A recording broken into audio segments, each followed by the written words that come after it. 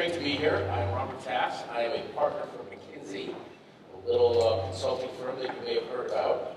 And I work on a marketing practice, and I spend most of my time on the consumer marketing side, helping marketers figure out how to drive growth. Super excited to talk to my friend John here. Loved your presentation. I loved all of it. I want to know, as we started our conversation the other day, how do you get your CEOs and bosses to go on that path with you, to that rally cry? Yeah, that is the question. I think it's the old it depends. And I'll give you a little history, and a couple of people, as I mentioned, were in the room with me when we did this, but when we were at PlayStation, we brought in the CEO immediately, and actually sat in workshops with him and said, like, can you contribute? Like, you actually need to be part of this. You know there's a problem. Like, what do we need to do about it? Other times, and this is one of them, in here, this has been marketing driven. And so this is more of like, okay, show me. Like, let's see the results of what marketing can do. And that's fine, there's different approaches. I think the approach that worked best for us was at PlayStation, where we're like, we have an urgent issue. We are losing share quickly at Xbox. We have to turn this around and see what's like, I'm in. Like, I really want to be part of that. So it depends, but it depends on the organization primarily. John knows the question spanned at McKinsey and the A&A did a little bit of research of the CEO-CMO relationship. And I don't know, how many marketers do we have in the room? Everybody? Raise your hand. There you go. Do you think that you are connected to your CEO, and would he say he understands the marketing strategy, and that you guys are in lockstep? Raise your hand if you believe that to be a true statement. Everybody just pulled a muscle, I think. Shockingly, I was stunned. I mean, I got to tell you, I did this research. I was stunned that less than 30% of CEOs and CMOs agreed on the priorities, capabilities, and where they're going. Pretty shocking in today's day and age, which is the question you said that we all get. I know maybe you guys don't get this, but I, as a former CMO, used to get this. Can you cut my budget? Can you do more with less? Yes. I'm sure you get that. All the time. Right. Yeah. So how do we solve that? How do we tackle that as a function? Forget as individual companies, because you all have different people, but how do we go as CMOs, as practitioners, to tackle that? How do you go? So I think it depends on the personality of the CEO, but I will tell you that most CEOs deep down care intrinsically about the brand. So much so that they want it to be first in line or heavy salience when a customer comes into the market to purchase. One thing that we used to do at various stops that I've been at is for a relative campaign, we're like, you know what, they may not pay a lot of attention to, we figure out where they live, and then we put an outdoor board up right next to them. How many people have done that? I don't remember. Yeah, you know. It's a genius move. Yeah, it works really well. And they're like, you know what, I saw coming in, I saw this job. You did? It's amazing. It's incredible. But it seeds really well. And the message that we get a lot, Enrique, Laura's who's the CEO of HP, asks a lot, is like, well, tell me about the brand. Like, how are you going to really provide accelerant to that? Because when somebody comes in the store, they're asking for it. So, like, what are you going to do about that? So a lot of times, our conversations around, well, brand metrics and, you know, how that ties into the business, yes, we're going to talk about that. But really about how are you looking at things like saliency and differentiation and some of the other things you can measure and really drive towards that. That, I think, is the first bar for all of us, actually, you know, dependent on your relationship with CEO, but I think we need to solve the brand problem first. I love that. I love that. I love the way you got involved early. I think that's a big, important thing. I have to tell you, we interviewed in this research almost 100 CMO CEOs in this conversation, and I was stunned at how many of the CMOs met with their CEO less than once a month. I was shocked at that.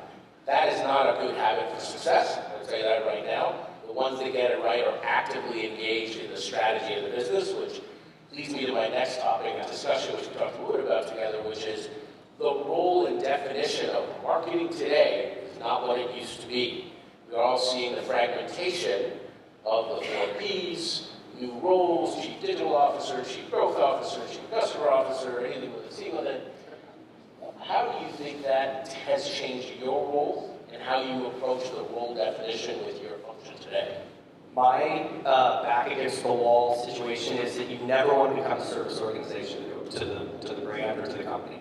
That's a real risk for marketers today for all the reasons you brought up, because they've bifurcated a lot of the work that we historically have done in marketing. And so you never want to be the like, hey, let's just, marketing may or may not be able to come into this like key business meeting, but let's just throw them this kind of bone and have them go create the campaign that will solve this problem. You never want that. You need more strategic sessions. You really need, I think, to bring a lot more insight to the business. I think we've lost that a little bit. Like, we have insight, teams, we have officers that are dedicated to research.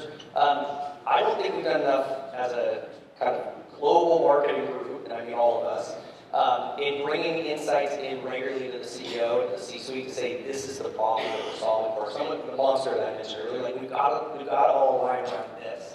And having different views of the customer, or this person has a kid who believes this, and one person focused groups, all these things, not helpful. And so if you don't land the insight, you're going to end up in a situation where you're a service org. And to me, that's a really, really bad place to be as a marketer. So what I try to do, and I think many of you do as well, you bring in the most amount of insights that you can, you show your current position, you show what you can do with your budget, and you show the upside opportunities or incrementalities that you can apply through using that or any other kind of model. And then you go do it, I think that's what I like that a lot. I think you said a lot of really juicy stuff in there that's important for us to make sure everybody calls out. I think really being thoughtful and connecting marketing activities to business outcomes, to me, is the number one thing that we've got to do a better job of. And I'm going to talk more about measurement in a minute, but it's even beyond that. The C-suite, the CEO, needs to see how their strategy is being brought to life by marketing. And I have one great example, just several. One of the largest telcos in the country, I won't name him, he would say to me, my job, Robert, was the metrics of the CEO and what he told Wall Street. And that's what I talked to him about every day. He would call me about retention and units and things like that. We didn't talk about brand lift and clicks and stuff like that. I think that was an important lesson when you see it done right, is talking in the business language. Can you talk a little bit about that? Yeah, first of all, you don't want to talk in the marketing language. I think we all talk a lot the authentic, clicks and speeds and the various aspects of kind of the digital world in particular. It doesn't work. Like I personally have had real issues because I speak that way and then it's just glazed over and they're moving on and marketing is now service work. So you have to do a lot around bringing and exposing the C-suite to how marketing can provide business upside. I think it really is helpful for marketing to come in with either the GMs of the business or the presidents of the division or however you're structured and doing those presentations together. Because if you're aligned as one, you go in and say, this is what the product is, this is how distribution is going to look, and then this is how marketing can play a role in actually selling that in and through or out, depending on how your terminology you use. That's really the critical component. And then you go do it, you come back and you show the C-suite how you did it. And that's fine. Everybody wants the kind of top of funnel, like real cool brand ad, and I think you need to show that and really show that you're doing something that needs to be attached to the business, as you said. Yeah, we had Helen from AT&T at Cannes talk. She was on main stage, so I can say it all because she said it, is that she actually doesn't show creative to the board or the C-suite anymore. She shows math. That's a pretty big statement, from somebody that does a lot of creative. I think it's again to the point that John's making is you have to, as a CMO, talk the business language. And I can't say when we interviewed CMOs that didn't, you could almost see it. Yeah, but Robert, this is so important, my creative's doing this, it's like, it's just is such a disconnect because they don't understand, which kind of leads me to the next topic, which is, listen, the world of marketing has changed a little over the last few years, maybe the last 20 years. So how do we educate our C-suite, our CEO, in modern marketing? And I'm going to be very specific, which I hope you guys all agree and bear with me, is that we cannot be the ad people. We cannot only be creative. Let's talk about how we educate them, and we're in a great place for that, by the way.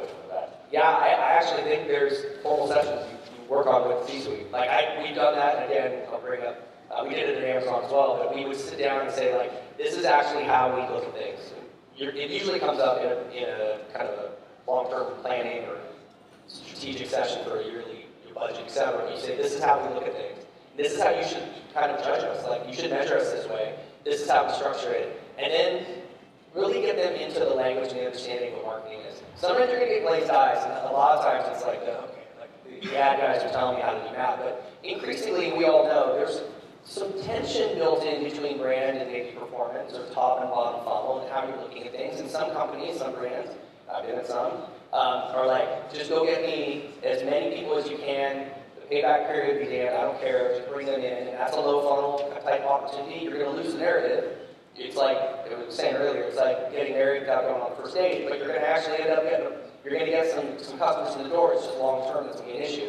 The other side is, if you really want to push on the brand side, we were talking earlier, you get a lot of the saliency, but you may lose the customer later. It may not be as easy to see the customer pass through. So I think really explaining that is important, and that's something we all deal with all the time. You can do that in a language that's actually not too difficult for C-suite to understand, but you need to do it at a time when you're going and thinking of the budget process, because if you don't do it then, it's like, hey, it's mid-July, like, hey, can we talk marketing? And they're like, dude, we got other things to deal with. We got Q4 coming up, right? So you got to do it at a time that matters.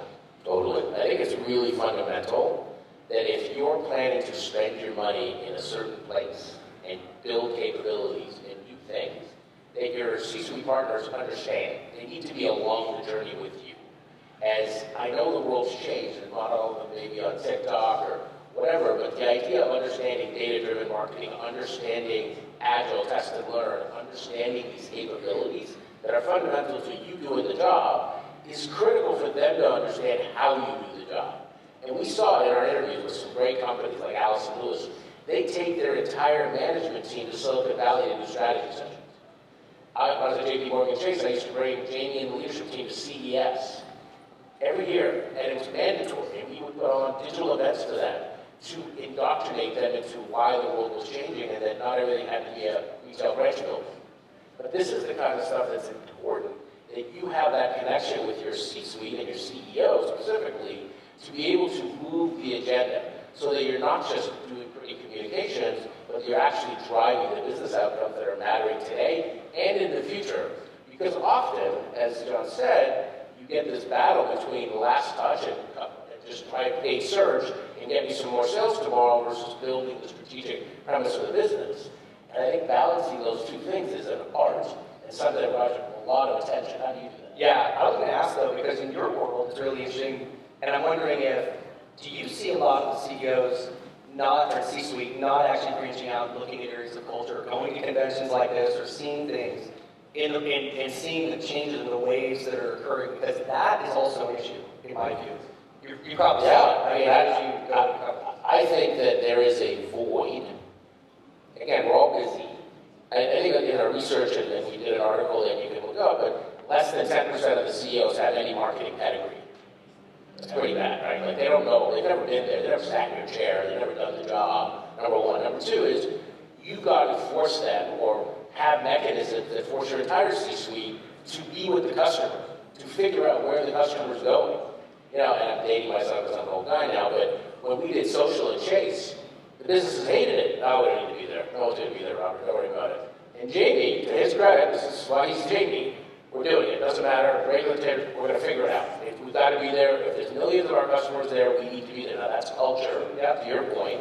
But you've got to help foster that. You've got to educate and beg them, plead them to come here and learn and see them and curate great events and get them the data, take them to customers, best practices. I heard you say Nike earlier. Like, that's the kind of stuff. It's part of your job description, in my opinion. Yeah, I agree with you. And also, I think it's funny hearing you say that on social. They will say that until they see something that's really cool, and they're like, how can you do that? Exactly. Like, you didn't think of this? Like, what are you doing all day?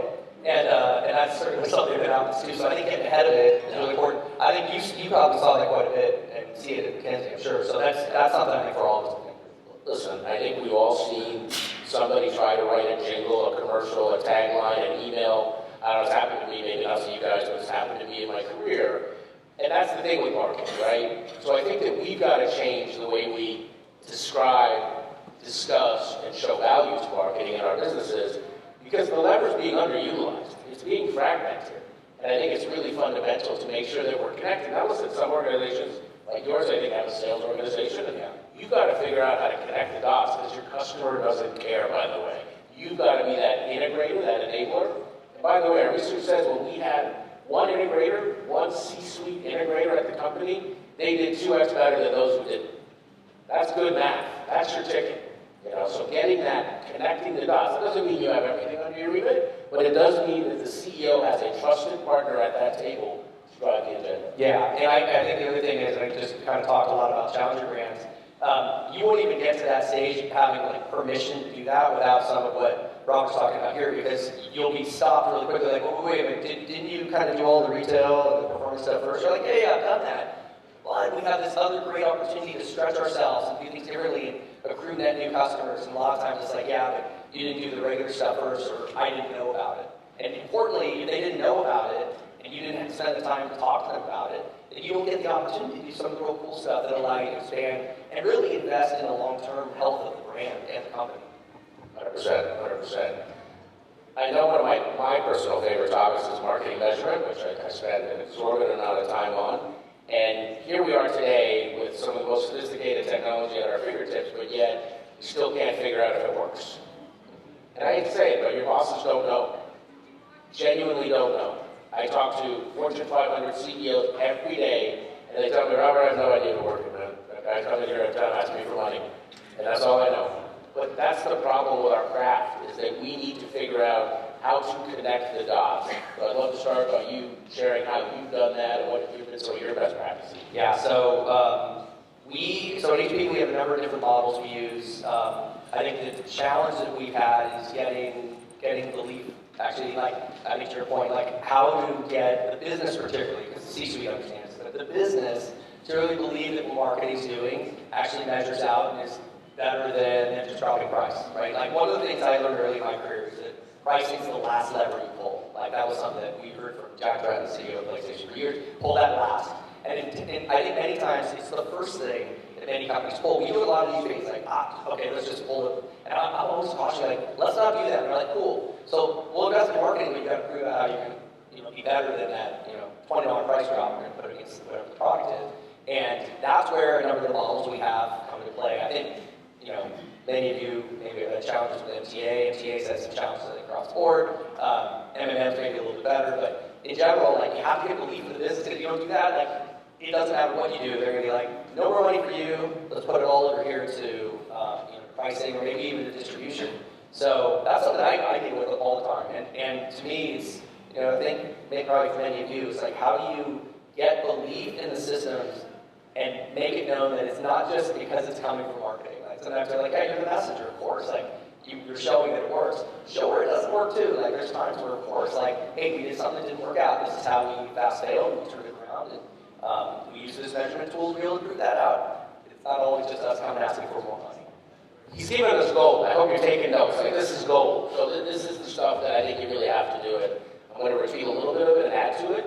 But I think there's 4 legs to a measurement stack in my mind, and I hope you guys agree and you can challenge if you like. Number 1 is I think you need a brand metric that is proven. That's Robert's opinion, and some of you have more brand than others, but I believe brand is an important B2B, B2C. That's just Robert's point of view. And I think you have to measure what the customer thinks of your business. That to me is one as a marketer that I would want. Number 2, he said it, whether it's MMM, MTA, there is a econometric model that you need to validate how your stuff works together. Complex, hard to do, pain in the ass, expensive. I just think you got to do it in today's walled gardens. You got to figure out how to do that. You got to create proxies. You got to make that part of your stack. Number 3 on the list. This is the big one. Incrementality testing. I am a huge proponent of proving lift, showing that we drove not just that organic stuff and took it off the table, we brought in extra. That will build your credibility. And it's like you said, some things won't work. That's okay. Learn. Test and learn. Become that company that is always testing and make it a huge deal. It is not these little tests of the blue color, the red color, did it work, it was nice. No, it's testing the big questions. We're going to do a holdout in Texas or the West Coast or whatever it is, to make your bosses and your finance people and your C-suite know that you're serious about their money. And then the last one is obviously the last touch metrics like channel effectiveness, SEO, SEM, and those types of things. You've got to do those, and they're going to understand those the easiest because they're there. But I think that's the 4 leg of the stack. Does anybody disagree? Did I miss anything? Okay, everyone shake this. Great. Yeah, I think it's also 30. Yeah, no, sorry. There's coffee in the back. But no. The third point, I was looking at the incrementality thing. I think one thing we should all consider, and we are doing it, I can tell you this series, we're going to choose a geography, and we're going to pour marketing money into that and hold out another one right next to it that looks close enough so you kind of normalize it, and actually prove out marketing. I think it's a great way to look at things. You can do it by country, you can do it by state, however you operate, but I think it's a really interesting way. And then you don't have to have the like, oh, I don't really agree with your model. It's like, hey, I've got business results that are showing the why. And generally, I would hope that you're going to prove out that that particular territory where you poured a lot of money in actually really worked, and you saw over and above whatever your metric is. That I think really works. So I totally agree with you. The incrementality part is so critical. You need credibility with the C-suite. That's how you do it. Awesome. Two other points. One is the framework that I described, or whatever your framework is, you have to be able to explain it to the CEO, the board, the C-suite. They need to not just look at your pretty slides, but understand it and want the data from you in a regular format. That has to be part of your BAU. And I know I'm not asking you to give them 30-page reports and decks. I'm asking you to share that they have a process and visualization of what you're doing and how you're using that to make decisions of spending your marketing budget. Number one. Number two, this is the other thing that John mentioned, which was a goal. Partner, and I think it's with the CFO. It could be another C-suite leader. I'm a fan of the CFO. He's unbiased.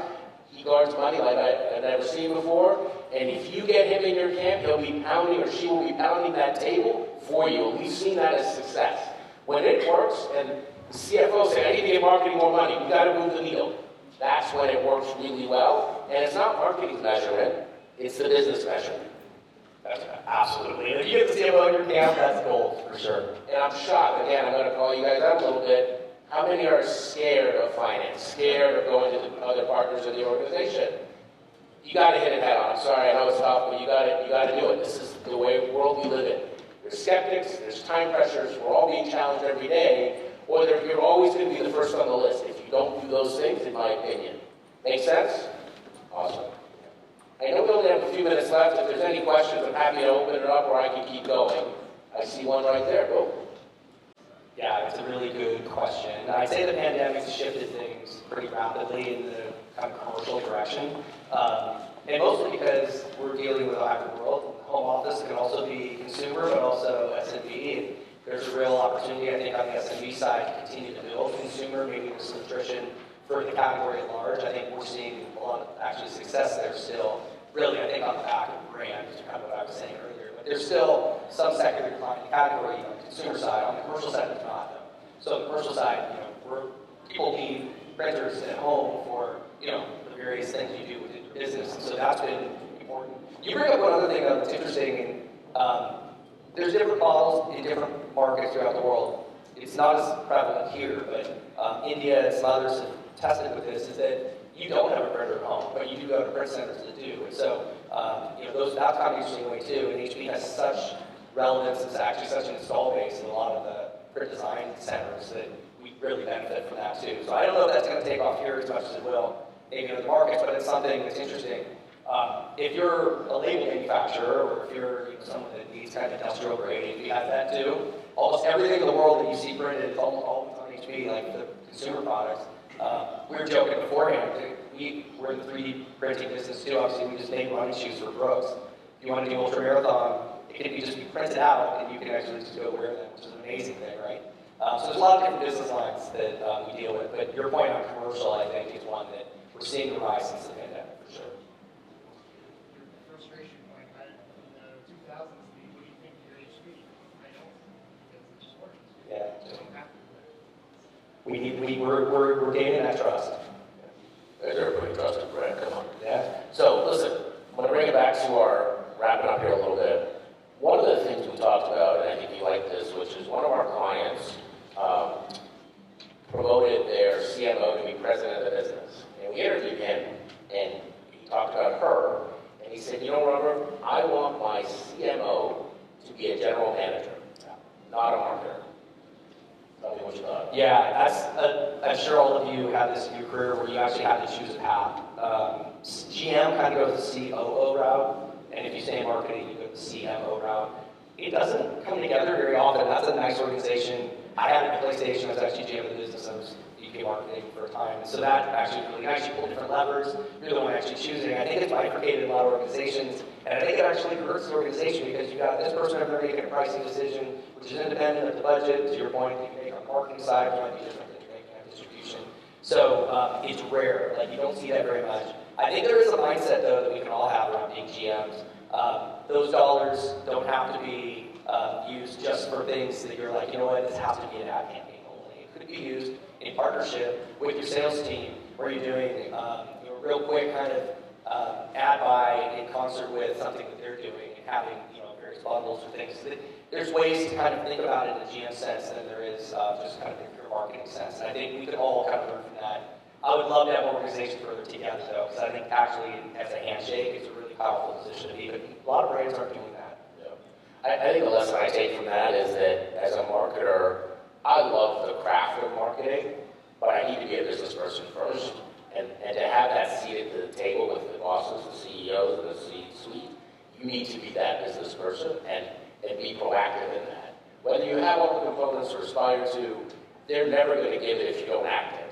If you're always talking as only the marketing person, you're never going to get there. And I think that was just so obvious to me, and in talking to several of the CEOs, they want straight business talk, and they want a business partner to drive their strategies and be able to have that. You want to be that person that are called upon. I think that was my big aha. You want to be the person. And I think we're at an inflection point as a function, candidly. I mean, marketing, even in schools, is being born into multiple, curriculums and things like that. So we've got to rise up here. This is a moment in time where the world is digital and fragmented and all kinds of stuff happening, and AI and everything's about cost. And we've got to come back to your inspiration a little bit. But we do that by being business leaders. Yeah, we do it by showing the impact that you can make. It's a good point on schools. You go into, I'll teach in schools sometimes, and I'll be like, hey, what do you want to do? Like, we want to do marketing. I'm like, what does that mean? There's like 75 different disciplines within marketing. So, there's just a lot of kind of generalities. I think it's helpful to have a GM mindset to really think about how am I going to impact the business long term, and to have permission to be able to stretch a little bit. Got to find ways to do that. You got to be able to kind of and by the way, it'll help your team too. I mentioned that. I really believe that you want to build a belief brand inside the organization too, and it's a great way to do it if you have inspiration and you have the permission to do so. So you can only do that though if you're tied into the C-suite. Otherwise, it's really difficult. Exactly. Give it up for John, HP. Thank you, everybody.